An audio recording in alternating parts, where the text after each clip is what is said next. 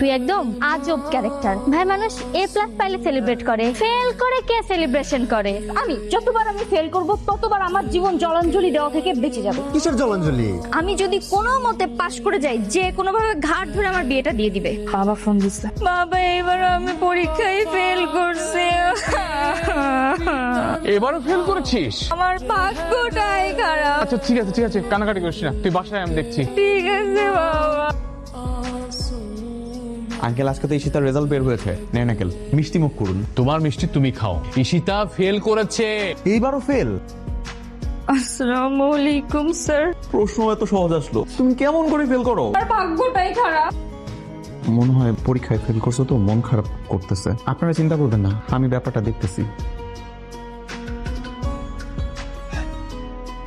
Uncle দেখুন aunty রুমে এসে মন খুলে ডান্স করতেছে। এত লজ্জা করে না? মোটেও লজ্জা করে না আন্টি, কারণ সে তো ইচ্ছা করে ফেল করেছে। আঙ্কেল ওই যে আপনারা আশায় বুক বেঁধেছেন মেয়ে পাশ করলে একটা ভালো ছেলের সাথে বিয়ে দিবেন, এর জন্য সে ইচ্ছা করে ফেল করেছে। ওকে দিয়ে আর কিছুই হবে না।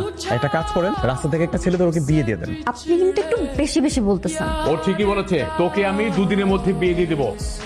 দোস্ত আমি তো পথ দিয়ে গেছি, এখন তারা জোর করে আমাকে বিয়ে দিয়ে দিতে যাচ্ছে। কালকে নাকি পাত্রপক্ষ আসবে। শোন, বলবি কাল পার্লারে যাবে, তারপরে বাসা থেকে বের হ। কি করবো না করবো কালকে ভাববো। দোস্ত আমি অ্যাক্সিডেন্ট করছি। কই? আর তোর তো কিছুই হয় না দেখতেছি। কিন্তু আমার পরিবার মানুষজন জানবে আমি অ্যাক্সিডেন্ট করছি। বুঝে গেছি। তাহলে বেশি দেরি না করে তাড়াতাড়ি সবাই মিলে আমাকে ব্যান্ডেজ কর। কি হয়েছে তোর? এই অবস্থা কেমন করে হলো? অ্যাক্সিডেন্ট করছি। আপনার মেয়ের চোখ কি টেরা? হ্যাঁ, আমি টেরা, আমি ছোটবেলা থেকেই টেরা। আচ্ছা আঙ্কেল আমি একটু বলি, আমি তো আসলে এই পরিবারের কেউ না, বাইরের একজন সদস্য। ওর কিছুই হয়নি, ওর চোখ হাত পা সবকিছু ঠিকঠাক আছে। ওই বিয়ে করবে না বলে বাহানা দিচ্ছে। আপনাদের যদি মেয়েকে পছন্দ হয় তাহলে আপনার বিয়ের জন্য ভাবতে পারেন। হ্যাঁ তাহলে আর দেরি করে লাভ কি, আগামীকালে বিয়ের ব্যবস্থাটা করে ফেলি, কি বলেন? আলহামদুলিল্লাহ। চল যাবো না, আমি বিয়ে করবো না, আমি বিয়ে করবো। আমার তো ভাবলেই হার্ট অ্যাটাক লাগছে। আমার দম বন্ধ হয়ে গেছে। কি হলো মেয়েটা? পুরো অজ্ঞান হয়ে গেছে। আঙ্কেল এখন এই অবস্থা, কমিউনিটি সেন্টারে গেলে তো আরো বেশি সিন ক্রিয়েট করবে। বেটার হয় আমরা বাসায় ফিরে যাই, আপনি বিয়েটা না করে দেন। তাই করি। আমার মনে হয় যে আমাদের মেয়েটাকে সারা জীবন আইবুড়ো করে রাখতে হবে। যে করেই হোক ওকে বিয়েতে রাজি করাতে হবে। কিভাবে সম্ভব? একটার পর একটা কাহিনী করে যাচ্ছে, ওকে কে বিয়ে করবে? আসসালামু আলাইকুম, কোনো সমস্যা?